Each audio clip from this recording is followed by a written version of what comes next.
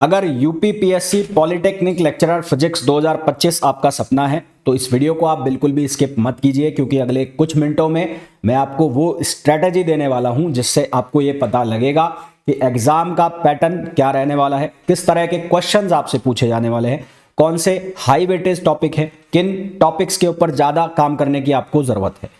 तो वीडियो को कंटिन्यू करूं उसके पहले आपको कहना चाहूंगा कि प्लीज वीडियो को लाइक जरूर करें, चैनल को सब्सक्राइब जरूर करें, ताकि आपको ऐसे स्ट्रेटेजिक और सब्जेक्ट वीडियोस लगातार मिलती रहे। तो चलिए स्टार्ट करते हैं वीडियो को।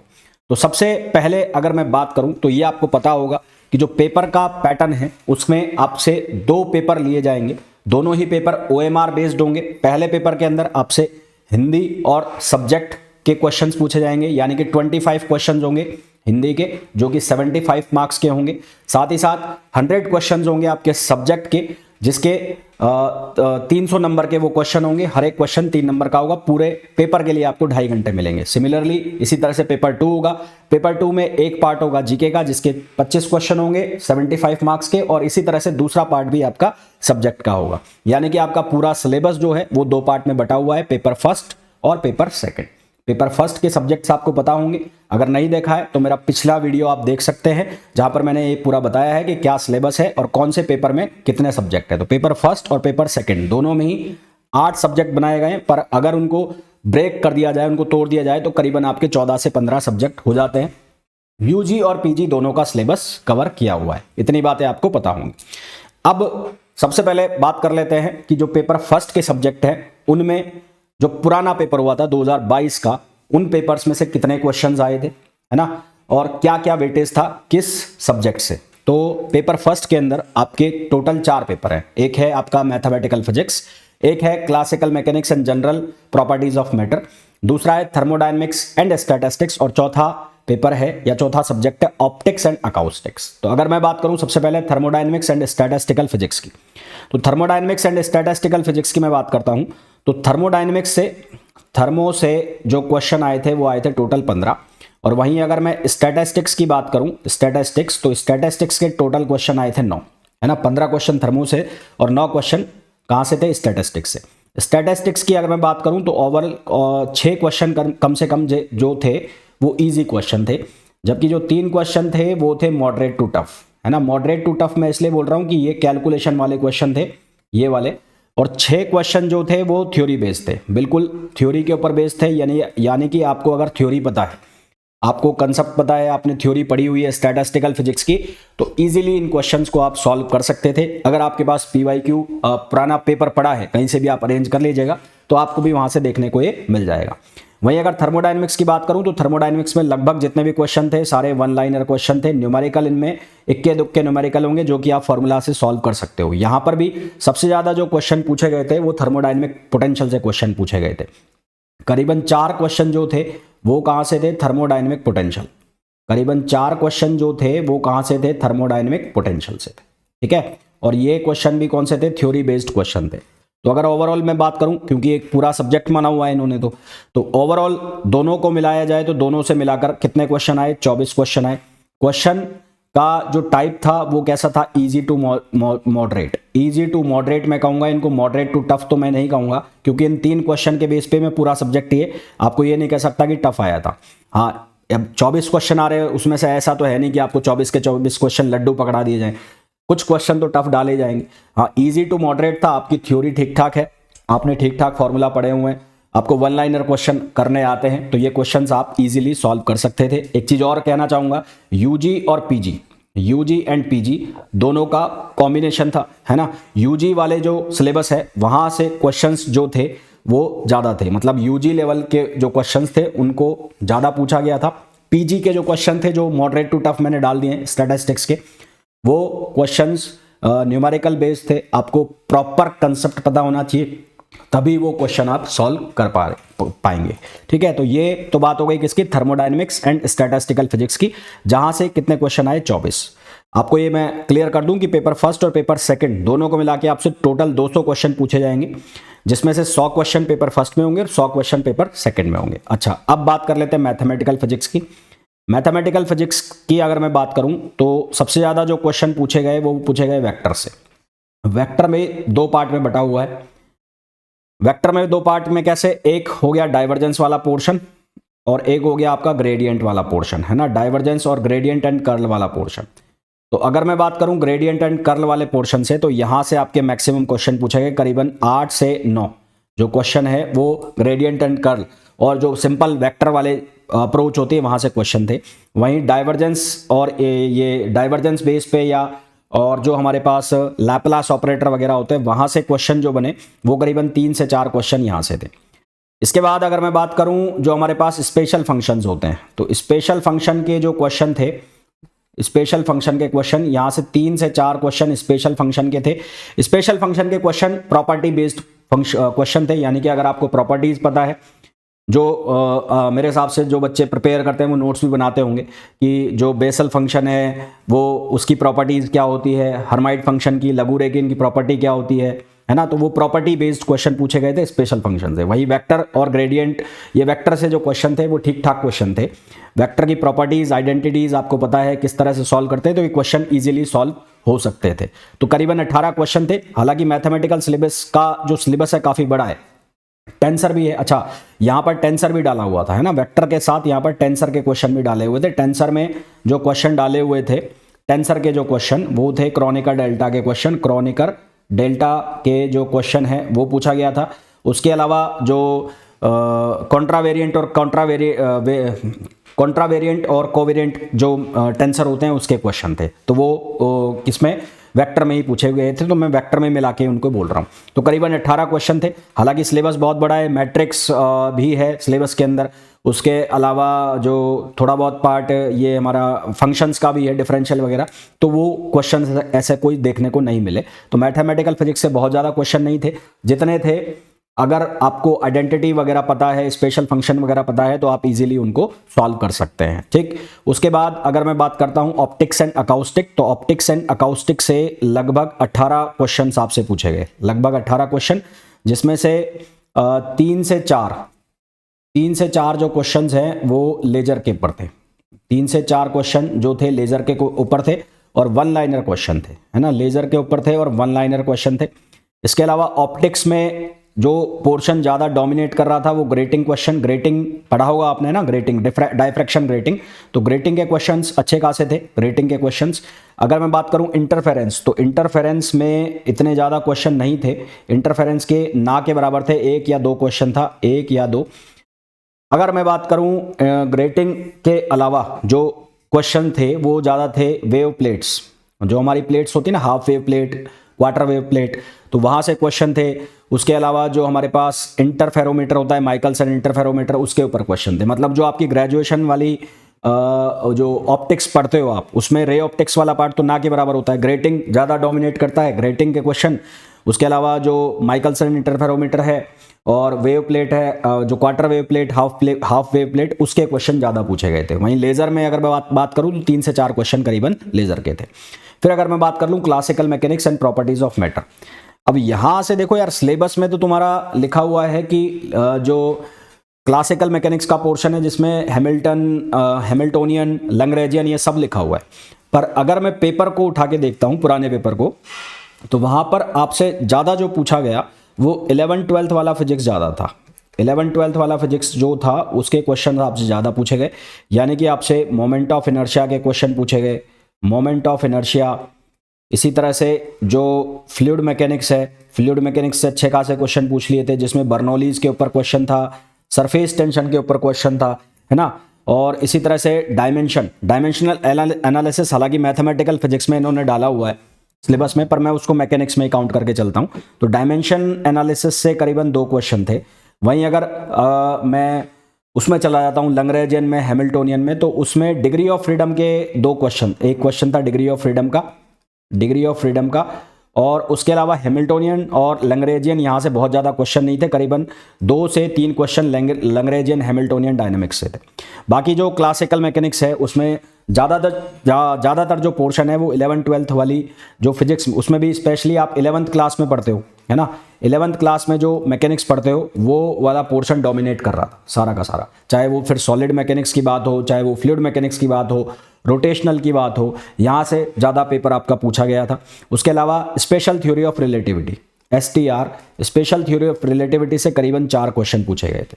तो overall classical mechanics of and properties of matter को मिलाया जाए तो 25 से 26 क्वेश्चन थे, जिसमें 11th क्लास वाला फिजिक्स ज़्यादा डोमिनेट कर रहा था। अब आप ये पूछोगे कि सर आप बार बार ये 11th क्लास वाला क्यों बोल रहे हो? मैं इसलिए बोल रहा हूँ कि आपका जो सिलेबस है उसमें आपसे लैग्रेंजियन, हैमिल्टोनियन ये सब भी लिखा हुआ है।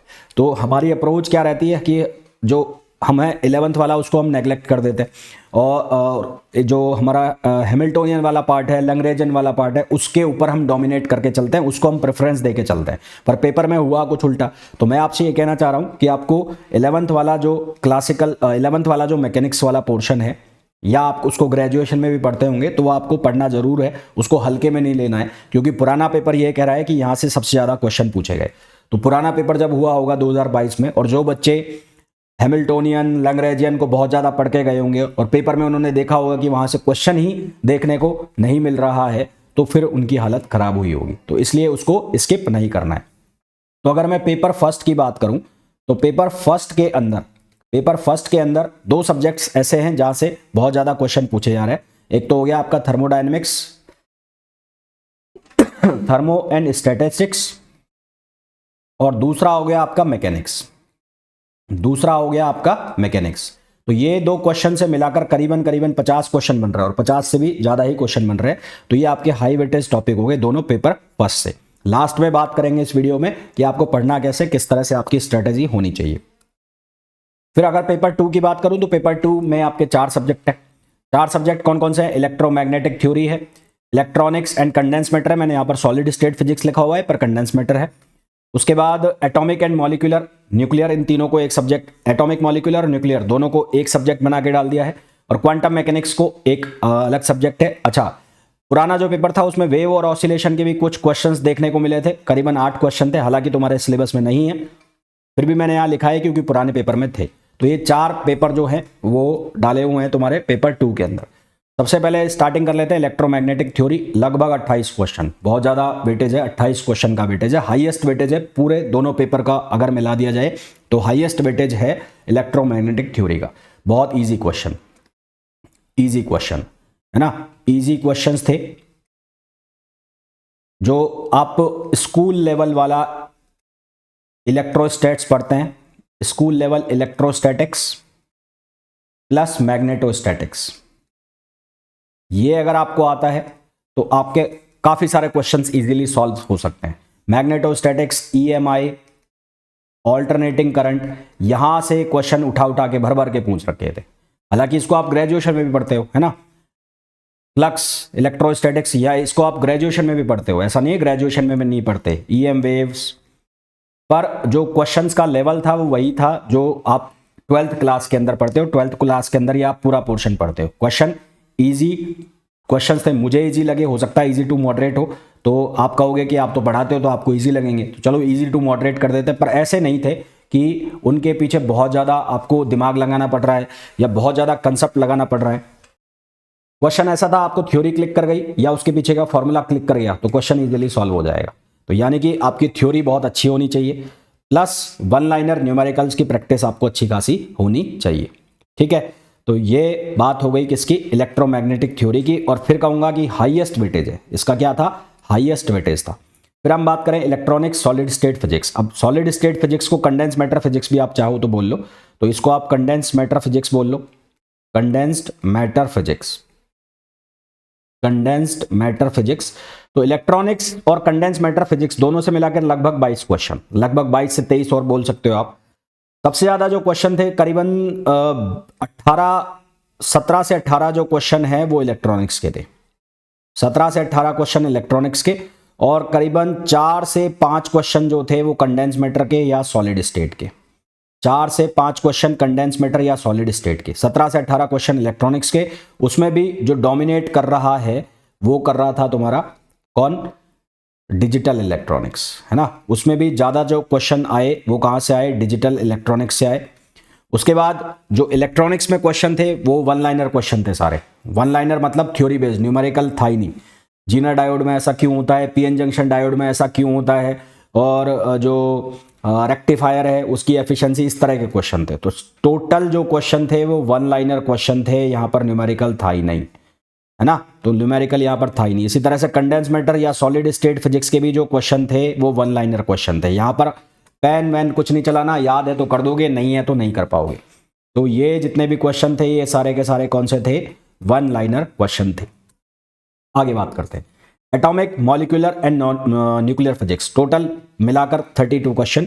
अगर अकेले एटॉमिक एंड मॉलिक्यूलर से बात करें तो यहां से क्वेश्चन थे लगभग 15-16 के आसपास क्वेश्चन, और न्यूक्लियर से अगर बात करें तो करीबन 15 क्वेश्चन यहां से थे, 15 से 16। ठीक है, क्वेश्चन वन लाइनर क्वेश्चन,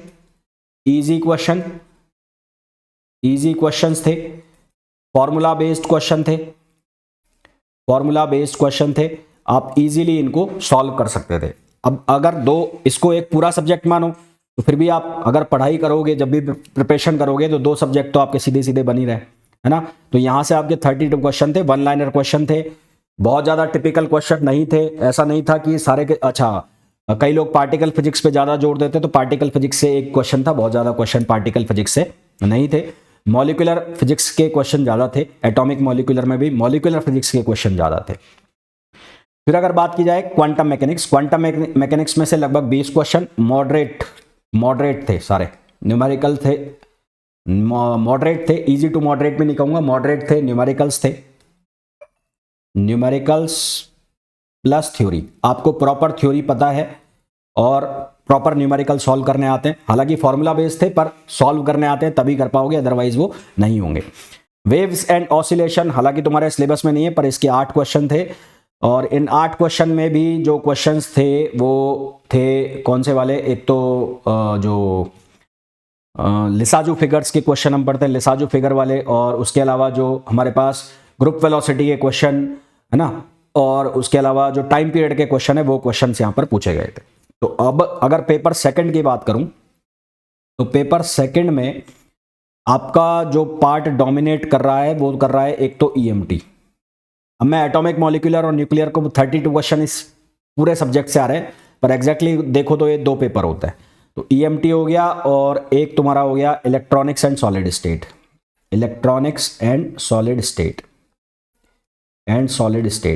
तो अब अगर मैं देखूं कि आपका 4 सब्जेक्ट ऐसे हैं जहां से आपका 50% से ज्यादा पेपर आ रहा है। क्योंकि आपको टोटल 200 क्वेश्चन पूछे जाएंगे दोनों पेपर को मिला के, तो लगभग 50 क्वेश्चन आपके बन रहे हैं थर्मोडायनेमिक्स और मैकेनिक्स से, थर्मोडायनेमिक्स, स्टैटिस्टिकल और मैकेनिक्स से लगभग आपके 50 क्वेश्चन बन रहे हैं।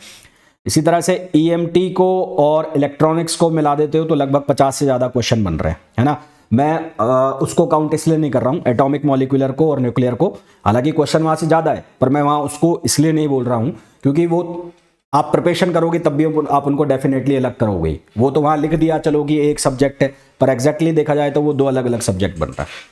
तो आपकी जो प्रिपरेशन है उस प्रिपरेशन में करीबन 4 सब्जेक्ट्स ऐसे हैं जहां से 50% से ज्यादा पेपर आ रहा है। और वो कौन कौन से सब्जेक्ट हैं? वो है मैकेनिक्स है, एक है आपका इलेक्ट्रॉनिक्स में कंप्लीट डिजिटल एंड एनालॉग। तीसरा आपका आ जाता है तीसरा आ गया आपका ईएमटी मोस्ट इंपॉर्टेंट अगर जो प्रीवियस ईयर एनालिसिस है उसके ऊपर देखा जाए। और चौथा आ गया आपका thermodynamics and statistical, thermo plus statistical. अब इसका मतलब ये नहीं है कि बाकी के 50% आप छोड़ दो, है ना। अब आप ये कहोगे कि टोटल 8 है, 8 में से 4 तो आपने लिख दिए, 4 में से 50 तो आएगा ही। भाई 50% या उससे ज्यादा यहां से आएंगे ही आएंगे आपके, बाकी में पेपर बिखरा हुआ होगा। तो मेरा कहना यह है कि जो आपकी प्रिपरेशन स्ट्रेटजी है उसमें यह होना चाहिए कि शुरू में ये 4 सब्जेक्ट आपको कवर करने हैं, इन पे ज्यादा आपको जोर लगाना है। आपका जो प्रिपरेशन प्लान है वो इस तरह से होना चाहिए कि 2 घंटे आपकी कम से कम थ्योरी चले, मतलब आप खुद पढ़ रहे हो तो 2 घंटे आप कम से कम थ्योरी पढ़ो। थ्योरी को बार बार देखोगे तभी उसमें जो नोट्स, जो छोटे छोटे पॉइंट्स हैं वो पकड़ में आएंगे, है ना। एक बार में थ्योरी पढ़ोगे तो वो छोटे छोटे बुलेट्स पॉइंट्स जो पेपर में छपते हैं वो पकड़ में नहीं आएंगे। और जब वो आपको बुलेट पॉइंट्स पकड़ में आने लग जाए तो उनको अपनी अलग कॉपी में लिख लेना, क्योंकि लास्ट टाइम रिवीजन के लिए बहुत हेल्पफुल होगा। वो पॉइंट ही पढ़ के जाना है। और 1 घंटा आपको प्रैक्टिस करनी है क्वेश्चंस की, 1 घंटा क्वेश्चन की प्रैक्टिस करनी है। क्वेश्चन जो प्रैक्टिस आप करोगे बहुत तगड़े वाले नहीं करोगे, नेट गेट के क्वेश्चन प्रैक्टिस नहीं करना है। नेट गेट के अगर क्वेश्चन प्रैक्टिस करने हैं तो वो वाले करना जो एक लाइन के हो, जो एक फॉर्मूला में या थ्योरी बेस्ड क्वेश्चन हो। लंबे लंबे न्यूमेरिकल, लंबे लंबे फॉर्मूला वाले जो क्वेश्चन हैं जो 6-7 लाइन में जाके खत्म होते हैं, वो वाले आपको नहीं करने, वो आपके लिए नहीं है। आपके लिए कौन से हैं? आपके लिए क्वेश्चंस जो प्रैक्टिस क्वेश्चन होने चाहिए वो होने चाहिए वन लाइनर और प्लस फॉर्मूला बेस्ड क्वेश्चन, ये आपको प्रैक्टिस करना है। और थ्योरी आपको जितनी बार हो सके उतनी बार रिवाइज करनी है ना। रिवाइज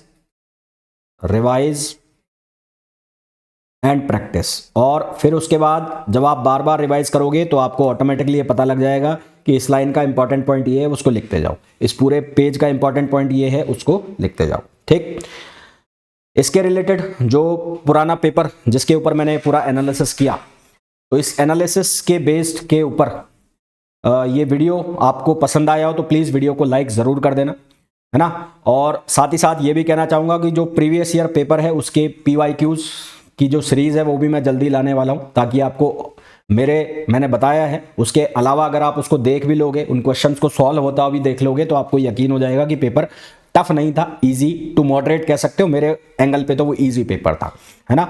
और साथ ही साथ आपको ये बताना चाहूँगा कि UPPSC पॉलिटेक्निक लेक्चरर फिजिक्स के लिए बैच ऑलरेडी लॉन्च हो चुका है, जो कि कल से यानी कि मंडे 8 दिसंबर से स्टार्ट हो रहा है। बैच में एक दिन में आपको 2 क्लास मिलने वाली है। एक क्लास लाइव होगी जो कि दोपहर में होगी, और एक क्लास रिकॉर्डेड होगी जो आपको शाम को 8 बजे के बाद या 10 बजे के बाद अपलोड होगी। इस बैच की फीचर्स क्या रहेंगे? Batch live plus recorded class hybrid mode में रहेगा। क्लास की जो PDF होगी वो आप डाउनलोड कर पाएंगे। इस बैच में आपको 5 फुल लेंथ टेस्ट मिलेंगे, यानी कि पेपर 1 और पेपर 2 के फॉर्म में मिलेंगे, और 8 जो आपके सब्जेक्ट यूनिट वाइज दिए हुए हैं वो सब्जेक्ट टेस्ट आपको मिलेंगे, जिनमें 30 से 40 क्वेश्चन रहेंगे।